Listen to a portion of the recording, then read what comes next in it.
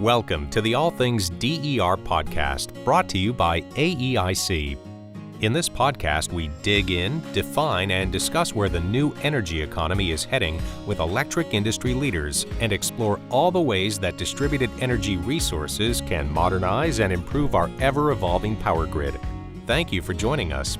Hi, I'm Dr. Elizabeth Cook, the host of All Things DER.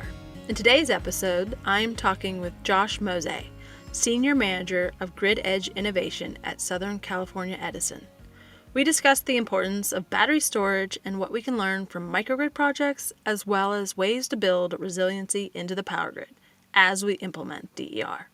From facing unprecedented challenges head-on to embracing new talent that can move the industry forward, we dig into a variety of ways to continually pursue cleaner energy and create a better future for the power industry.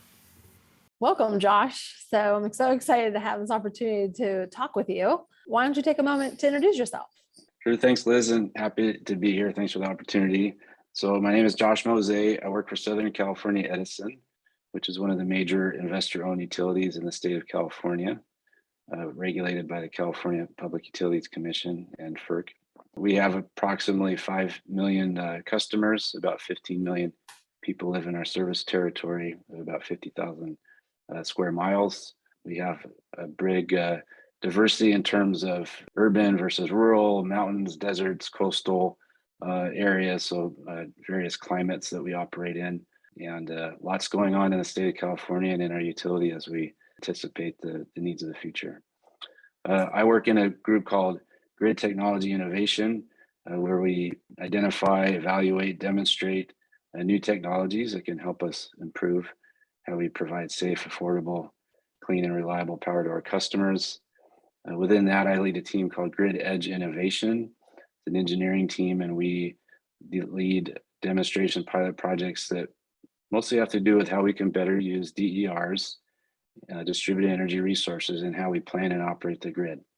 So a lot of projects in the areas of battery energy storage, microgrids, vehicle grid integration. Most of what we're doing, you could put into one of those three categories. And I have to say, being a part of the AEIC, I've gotten to really listen to what Southern Cal Edison's been up to for the last 6 years. It's the bed, right, of the DER, distributed energy resources, for our listeners.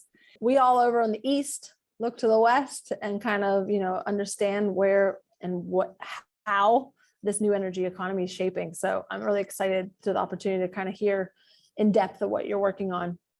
And I have to say, I'm kind of your counterpart over on the East Coast with Western Pennsylvania, because that is really what our group has stood up to do, is really kind of, move us forward in understanding, these new technologies at the edge. So it's very exciting to talk to you. So we could jump in anywhere with your topic. There's a lot on our minds in regards to innovation. And one area that I think is really kind of taking off in California is your energy storage. So you guys have been kind of at it for many years now. What are some projects that really kind of come to your mind, and what are some learnings that you've really embraced and would like to share to this audience here? Thank you. Good question. We've been deploying lithium-ion battery energy storage systems for coming on 10 years now. A couple of projects that come to mind include one of the first ones, which we call the Tehachapi Storage Project. We were able to do that project with co-funding from the U.S. Department of Energy. It came online in 2014, 8 megawatts, 32 megawatt hours. It was installed in the high desert, close to where we have wind generation resources. And that project, I think, is very interesting to me for a couple of reasons. One is it was one of the the earliest utility scale energy storage projects, and really helped, I think, pave the way for where we are today in terms of how much we're now installing and integrating into the grid. So that system, it's now reached its end of life, right? So it was originally intended to be a 3-year demonstration. It was going strong at the end of 3 years, and so we arranged to continue to operate it. And now we've operated it for roughly 8 years, but it's now at the point where it's become less reliable, and it's now time to decommission it. So normally I wouldn't be excited about decommissioning something, but this is going to be another valuable lesson learned, not just for us, but for the industry, because this will be one of the first times that we're decommissioning the utility scale lithium ion battery energy storage system. So we expect to learn That a is lot. exciting.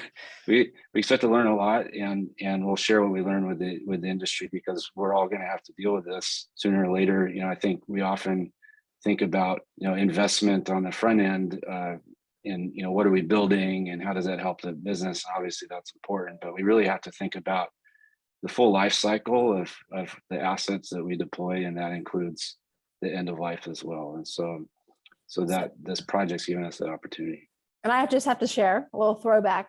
So Tehachapi was actually near and dear to myself, as I was a consultant during the time that you guys had and were planning for 4,500 megawatts of wind. And I remember sitting in the Southern California Edison offices with the planners, and no one believed that that much wind could be connected in the time period that it was being projected. And not only did 4,500 megawatts get installed, it was above and beyond that from my recollection. So then to hear that an energy storage project happened, and now that you're decommissioning it, it just makes you realize, one thing about our industry, it ebbs and flows, right? There was the wind, the solar, the battery energy storage, and now everything kind of coming together at the edge and all of the technologies itself. So it's a very dynamic industry we're working in. So that's pretty interesting. Decommissioning. Yeah. So I remember one thing you did say the last time we met at the DER committee meeting was, these projects are no longer pilots, as there's a lot of proof of concepts and a significant amount of lessons learned in regards to these emerging technologies. And so that's why it's so great that we can share these stories together. So on top of the DER, a part of that is, you mentioned microgrids. So from your team's perspective, what are you working on in the realm of microgrids, and what are some of your challenges and opportunities there? Good question. And lots going on in the world of microgrids, and there's lots of different ways to think about and implement microgrids. So in some cases, when we say microgrid, that might be what one customer is doing and behind the meter, for their own resiliency. What my team's focused on is, what we're calling front of the meter microgrids, or microgrids that include multiple utility customers who are interconnected through the utility distribution. And so we have a few projects there. In one project, we want to work with a local government and integrate how our assets and their assets work together in order to enhance resiliency for their facilities in that city center. And so lots to work on there in terms of DER optimization, coordinated controls of when we island and disconnect and reconnect to the grid, et cetera.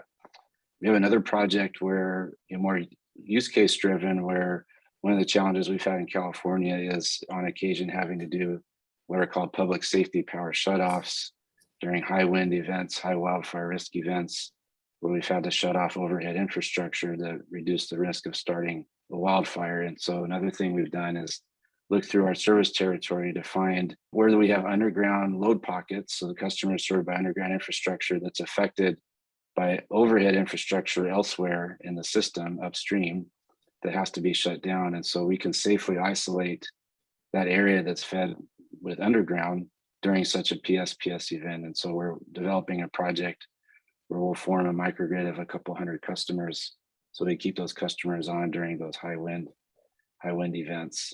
And then a third project that's more community driven is a project that's funded by the U.S. Department of Energy that's just getting launched now, where SunPower, a solar installer, has obtained funding to build a community microgrid in partnership with a home builder, KB Home. And this one's really interesting in that it's an opportunity to think about how to build an all-electric smart grid type community, from the ground up, working together between the solar battery installer, the home builder, and the utility, and because this community is being implemented in a new housing development. So it's been really interesting to think about, when we're starting fresh, what are the opportunities to tie things together to both provide clean, energy options for customers, and also from a utility perspective, enhance resiliency and interconnection for customer DERs. So like the word microgrid, I think has been a buzzword since around 2005, I think is when Google senses it skyrocketing in Google searches. And so, one thing about microgrids, you just listed off 4 significantly different use cases. Yeah. But it all comes back around to, if you think about the planning and perception of like, where we've come from and where we're going, how do we really take this really large infrastructure that we've built, the largest machines in the world, right? And break it Right. down into these grids of grids. And so I think it's really exciting, especially, how you're approaching the public safety power shutoffs. Like, how do you segment the grid in a way that creates less outages, but you just continue to have the grid together for the reliability of all. So Yeah. One thing to add there, and DERs and microgrids are not a panacea either. So one of the things that we've had to work through and we continue to work through is there's a lot of other work that we're doing to harden the grid, to reduce the need to do public safety power shutoffs anyway. So for example, we've replaced a lot of bare overhead conductor with covered conductor, and that allows us to increase the threshold for wind speed and when we do a public safety power shutoff. We and other utilities with high fire areas are looking to replace overhead with underground. So part of the process isn't just figuring out, how to design a microgrid, but figuring out when does it make sense to do a microgrid relative to these other options we need to maintain affordability. So that's part of the process as well. And then one of the lessons learned, I think, from that exercise, the public safety power shutoff microgrid effort has been, when you start looking for where do you have the space to put the equipment in the right place from an electrical perspective, that also will limit, at least in our topography, it limits the number of opportunities as well, where if you want to do a microgrid with renewable resources and battery energy storage, which is the expectation here in California, you need a certain amount of space for all that equipment, right? So that's another factor that we have to consider when planning these projects. yes, I definitely think in the world of planning, and especially with these new technologies, there is no one solution for all. Like, there's multiple dynamic layers, especially if you think about the full grid, which I love to kind of talk about, right? There's a lot of focus on distributed energy resources and these new edge technologies, but we have to remember that dynamically the grid itself is 4 things, right? 4 entities: generation, transmission, distribution, and then the customer. And all 4 of these components are just dynamically changing. And we all, we the utilities really have to understand all of the tools in our toolboxes. So to your statement, your microgrid is just one tool that could be used for your projects. So I was gonna say, one thing I add to that is, one of the opportunities I think doing microgrid projects presents is it serves as a good test bed to figure out how to, I think, better manage those dynamics, and that will then translate to the main grid in the future as well. So for example, a microgrid, what's going to give us the opportunity to figure out how to form and control a grid that's relying 100% on inverter-based resources. So with that, gaining experience there with the microgrids, I think will give us some lessons that, some lessons will scale, some won't, but the ones that scale will be helpful for us in the long run as the reliance on inverter-based resources on the main grid, grows and grows in the years to come. Definitely. And something I said in the last podcast is, what we have to learn to do, we learn by doing, which is a quote by Aristotle. So we cannot transform this dynamic entity without being able to do it. And California in Southern California is doing it. So it's very exciting. So here's one is, when you think of what's happening with our transportation, do you consider, or are you looking at EVs, electric vehicles, as part of this distributed energy resource mix? And how are you kind of embracing those DERs, or if you define them as that? Yeah, it's certainly part of the mix. Challenges and opportunities there, maybe stating the obvious, but just the fact that they're moving, that's different, right? So our loads have always historically been fixed, and we talk about our customers based on the meter, which doesn't move, and now we have these loads. Today they're loads, in the future they'll be loads, and maybe also resources are moving. And so I think that's one of the things that we have to work on, is when we're forecasting where we need to build out infrastructure to support what our customers are doing, we're going to have to also understand and anticipate customer behavior in ways that we haven't had to before. also to reinforce how we're thinking about electric vehicles in terms of, DERs. One of the projects that we're working on right now is a vehicle to grid demonstration project. And we're really focusing there on the communication and controls and the communication protocols for how we're communicating back and forth between utility information systems and the EV charging equipment and the vehicles themselves. And a lot of the same protocols and standards that are relevant and applicable for stationary equipment will also be utilized there. And in the state of California, that's also, I think, one of the key topics in discussing how, what interconnection requirements there are in general for the distribution system in California. EVs are part of that equation. So we're working on that right now. Yeah, I was actually just in a meeting this morning where we were talking about, what do we have to stand up to ensure that this phenomena, vehicle to grid, which some may believe is further down our roadmap or our journey. However, just like a lot of us in the East have believed DER, as large as it is, was further down our roadmap.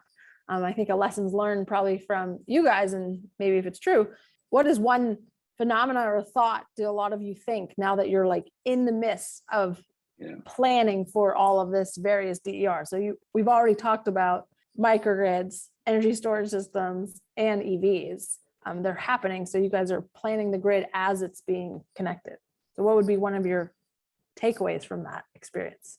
A couple of things. Like, one is, don't get hung up on the terminology, but think about things in terms of what's going to happen that's going to impact our ability to plan and operate. So whether you call EVs DERs or not, either way, once there's a bunch of them, they're going to have an impact on your system. So you have to then think about, how are we getting the visibility we need, and in some instances the control we need in order to manage that and maintain reliability as that new load and those new resources come online. So for example, at SCE, we envision having that type of visibility, those capabilities with respect to electric vehicles is going to be part of our DERMS and grid management system, so that we can pull it all together. So you threw in the other buzzword, DERMS. So would that, Yes. In respect to what has SCE done to really evaluate how that you guys are going to embrace this very dynamic DER definition to dispatch and really support your grid operations? Is DERMS involved, and what other types of work is being done? Yeah, DERMS is pretty, thanks. DERMS is pretty critical there. And we're in the process of implementing our DERMS system. And we've done work leading up to that through our demonstration programs that have helped us think through, what should the requirements for that DERMS system be? What are the interfaces, the communication protocols, et cetera. So for example, we just recently completed another project co-sponsored by the U.S. Department of Energy called Electric Access System Enhancement, or the EASE project. In that project, we demonstrated communication and control systems for optimizing how multiple DERs can respond to local distribution needs. So the algorithm would generate a day-ahead forecast for a particular distribution circuit. It would look at the availability of multiple behind-the-meter DERs and one front-of-the-meter battery energy storage system on that circuit, and then calculate how best to dispatch those resources to support the needs of that circuit the next day. And so finalizing our final report on that EASE project that'll be publicly available, and many of the lessons learned from that are informing now what we're doing with our DERMS implementation. Well, that is very exciting. I look forward to reading that report. And actually, talking about reports, one white paper that caught my eye was your strategy, your pathway to 2045. It's very well done, and I appreciate the work. So thank you for that. But I think we've talked about a lot of technology drivers when you think about, climate, right? Because that's a big aspect. And so now we have this ability to have full situational awareness to all of the edge of the grid, which is something new to us in the industry, considering it's a 140-year-old grid. It's only the last 20 years that we started putting sensors down to the edge. On top of that, you have all of the different technologies we just spoke about, which is fascinating that your group that you're in charge of, which is a question I'm going to ask after this one, you're touching upon all of that technology. But on top of that is, one of the use cases that, or maybe I'll ask you, you're looking at the climate threats. How is that impacting like your perspective or your use cases for DER development operation? Is it something that can support, something that's deterring it? What's that look like? I think good question. And I think it's still a new enough area that it's hard to say definitively and comprehensively all the ways that those two things are going to intersect. I'd say the first thing that comes to mind is something we've already talked about, which is microgrids and resiliency. That comes up a lot because when we talk about climate change and we talk about major events, those events could lead to damage to equipment, and microgrids would be one way to kind of limit the impacts to customers in terms of how many customers would then be impacted through an outage following an event. And so, I could envision as distribution automation becomes more sophisticated, as DERs proliferate, I think the incremental cost to leverage DERs to enhance resiliency over time will come down. And so I could see where microgrids would be a key area to look at as we anticipate being more resilient in the face of climate change. And I feel like understanding the climate threats, like for California, like, you got your extreme heat, your precipitation, your drought, your sea levels, your wildfire, right? And then you, as you said, you had 51,000 square mileage. So you're actually looking at that full system perspective. All of those extreme events may or may not happen to those pockets of grid. So I can't help but think, and maybe it's because I'm a data geek, the ability to be able to model, understand, and not only see the utilization of the grid as it is, which is up and coming, right? So having a full model, you have to be able to layer all of the various elements that are outside a utility, right? From what's happening climate versus socioeconomic, versus rural or urban. So are you guys embracing data analytics and the ability to kind of use that realm in your innovation space?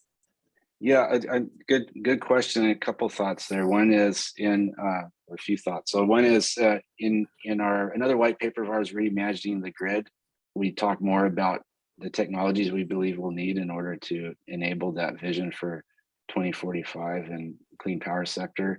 And one of the things we do in there, that for the reasons you state, is we identify different representative areas in our service territory that are going to have different needs and are going to maybe see different grid technologies, based on the needs of those areas and communities. So it's important to recognize that it's not one size fits all across a diverse service territory like this.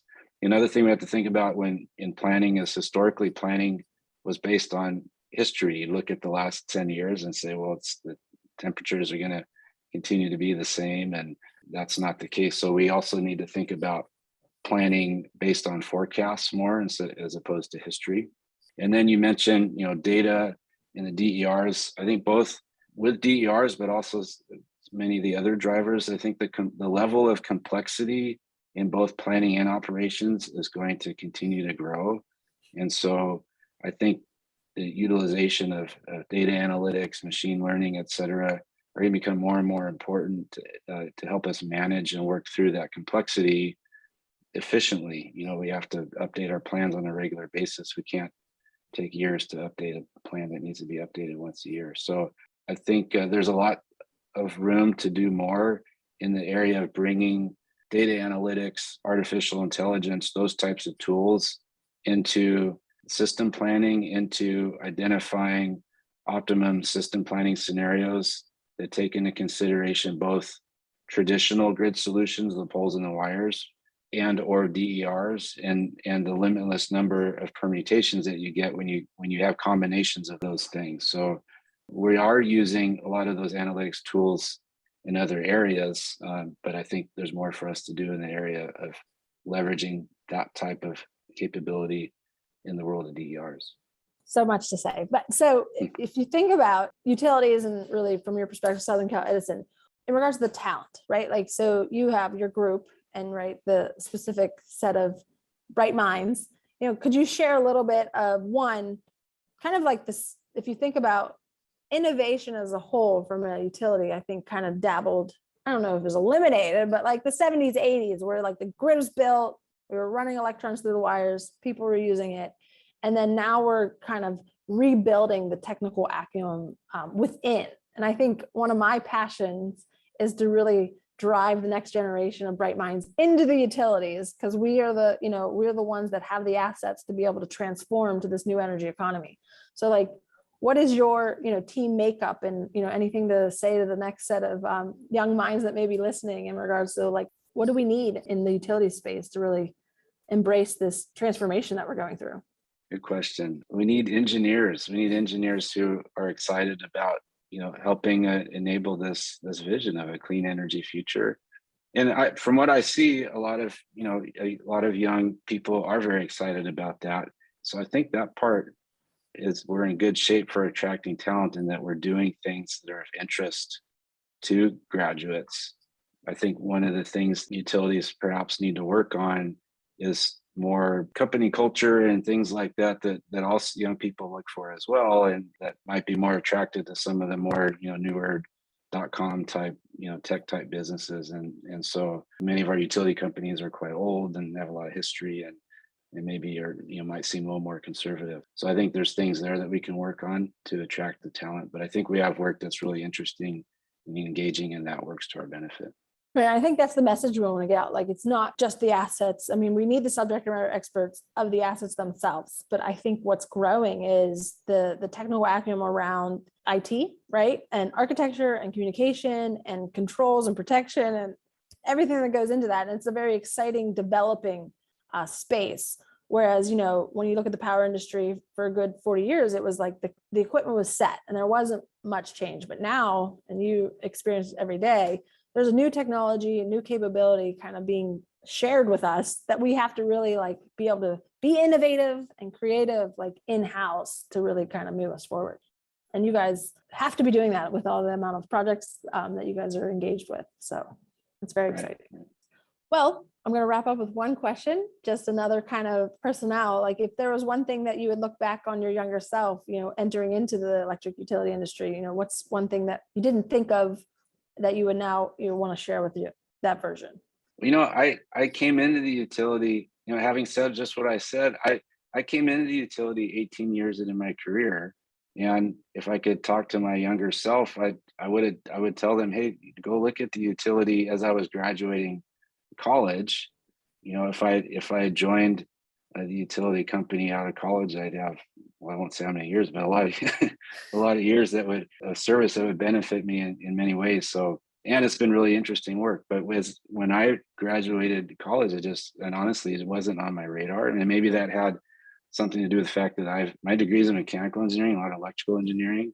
Okay. So it wasn't obvious to me. But there's a place for you, Emmys. Oh yeah. Yeah. Although it, obviously probably most of the engineers working for us are electrical engineers, but we need all sorts of talent. And if there's any engineering students listening to this and they haven't thought about potentially working for a utility when they graduate, hopefully they might at least consider it, and inspired among minds. other options. Yes. Okay, well, I think this is a great conversation. I think you and I probably could talk for hours, but with that, I'll wrap it up, and I'll put some of your white papers in our show notes just so people have access to all of the good work you guys are doing in Southern Cal Edison. So thanks again. That's a wrap for this week's episode of All Things DER. Thanks for tuning in. We hope today's conversation got you thinking about new and creative ways to improve our power grid. Be sure to subscribe to our YouTube channel to be the first to hear new episodes. This podcast is brought to you by AEIC, the place where operations leaders come together to share knowledge and provide guidance to the electric utility industry. We'll be back with a new episode soon. Until then, keep powering on.